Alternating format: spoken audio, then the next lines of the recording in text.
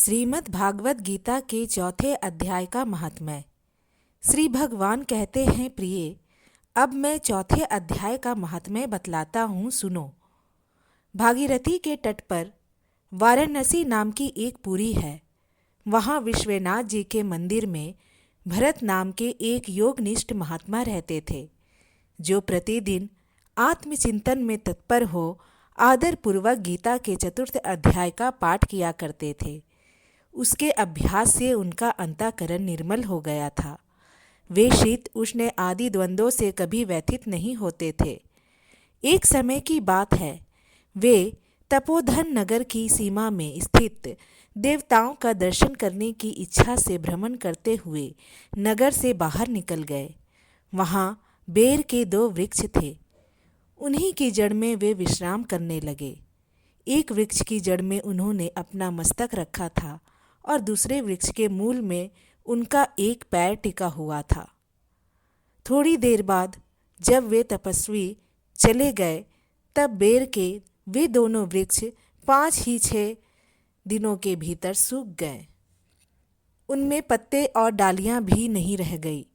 तत्पश्चात वे दोनों वृक्ष कहीं ब्राह्मणों के पवित्र गृह में 2 कन्याओं के रूप में उत्पन्न हुए। वे दोनों कन्याएं जब बढ़कर 7 वर्ष की हो गई, तब एक दिन उन्होंने दूर देशों से घूम कर आते हुए भरत मुनि को देखा। उन्हें देखते ही वे दोनों उनके चरणों में पड़ गई और मीठी वाणी में बोली, मुने, आपकी ही कृपा से हम दोनों का उद्धार हुआ है। हमने बेर की योनि त्याग कर मानव शरीर प्राप्त किया है। उनके इस प्रकार कहने पर मुनि को बड़ा विस्मय हुआ। उन्होंने पूछा, पुत्रियों, मैंने कब और किस साधन से तुम्हें मुक्त किया था? साथ ही यह भी बताओ कि तुम्हारे बेर के वृक्ष होने में क्या कारण था, क्योंकि इस विषय में मुझे कुछ भी ज्ञात नहीं है। तब वे कन्याएं पहले उन्हें अपने बेर हो जाने का कारण बतलाती हुई बोली, मुने, गोदावरी नदी के तट पर छिन्नपाप नाम का एक उत्तम तीर्थ है, जो मनुष्यों को पुण्य प्रदान करने वाला है। वह पावनता की चरम सीमा पर पहुंचा हुआ है। उस तीर्थ में सत्यतपा नाम का एक तपस्वी बड़ी कठोर तपस्या कर रहे थे। वे ग्रीष्म ऋतु में प्रज्वलित अग्नियों के बीच में बैठते थे। वर्षा काल में जल की धाराओं से उनके मस्तक के बाल सदा भीगे ही रहते थे तथा जाड़े के समय जल में निवास करने के कारण उनके शरीर में हमेशा रोंगटे खड़े रहते थे।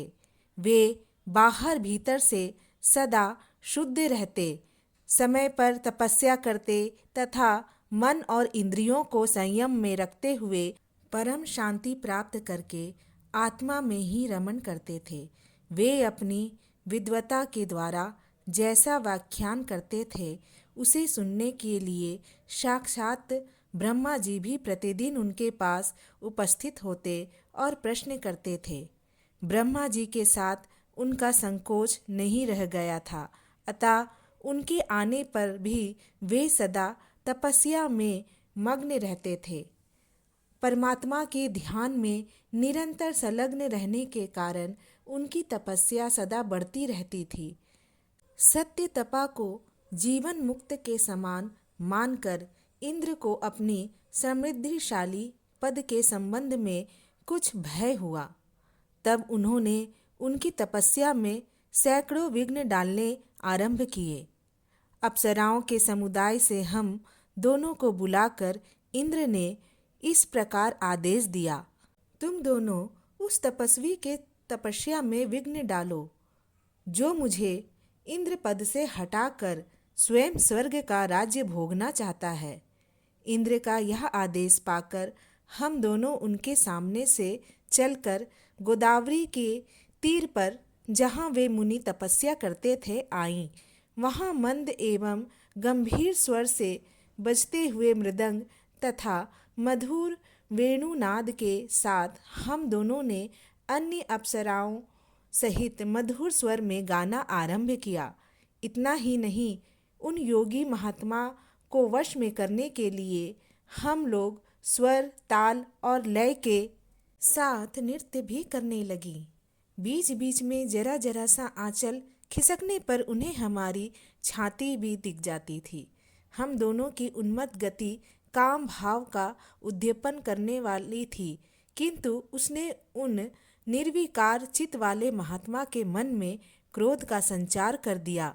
तब उन्होंने हाथ से जल छोड़कर हमें क्रोधपूर्वक श्राप दिया, अरे तुम दोनों गंगा जी के तट पर बैर के वृक्ष हो जाओ। यह सुनकर हम लोगों ने बड़ी विनय के साथ कहा, महात्मन, हम दोनों पराधीन थी, अतः हमारे द्वारा जो दुष्कर्म बन गया है उसे आप क्षमा करें। यूं कहकर हमने मुनि को प्रसन्न कर लिया। तब उन पवित्र चित्त वाले मुनि ने हमारे शपो उद्धार की अवधि निश्चित करते हुए कहा, भरत मुनि के आने तक ही तुम पर यह श्राप लागू होगा। उसके बाद तुम लोगों का मृत्युलोक में जन्म होगा और पूर्व जन्म की स्मृति बनी रहेगी। मुने, जिस समय हम दोनों बैर वृक्ष के रूप में खड़ी थी, उस समय आपने हमारे समीप आकर गीता के 4 अध्याय का जप करते हुए हमारा उद्धार किया था, अतः हम आपको प्रणाम करती हैं। आपने केवल श्राप से ही नहीं, इस भयानक संसार से भी गीता के 4 अध्याय के पाठ द्वारा हमें मुक्त कर दिया। श्री भगवान कहते हैं, उन दोनों के इस प्रकार कहने पर मुनि बहुत ही प्रसन्न हुए और उनसे पूजित हो विदा लेकर जैसे आए थे वैसे ही चले गए, तथा वे कन्याएं भी बड़े आदर के साथ प्रतिदिन गीता के 4 अध्याय का पाठ करने लगी, जिससे उनका उद्धार हो गया। इस तरह गीता के 4 अध्याय का महात्म्य यहाँ समाप्त होता है। राधे राधे।